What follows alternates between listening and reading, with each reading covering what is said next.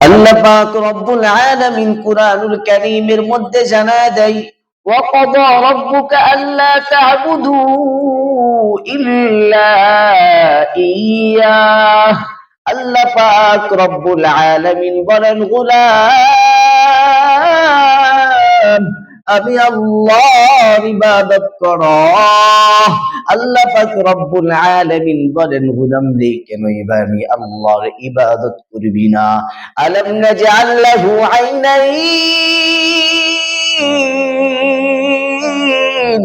ওয়া লিসানান ওয়া শাফাতাইন ওয়া হাদাইনাহুন নাজদাইন। আল্লাহ পাক রব্বুল আলামিন বলেন, গোলাম রে কেনই ভাই আমি আল্লাহর ইবাদত করবি না? আমি আল্লাহ কি তোকে দুইটি চোখ দেই নাই, দুইটি ঠোঁট দেই নাই? আমি আল্লাহ আসমান তোর গুলামির জন্য বানাইছি, জমিন তোর গুলামির জন্য বানাইছি, পাহাড় তোর গুলামির জন্য বানাইছি।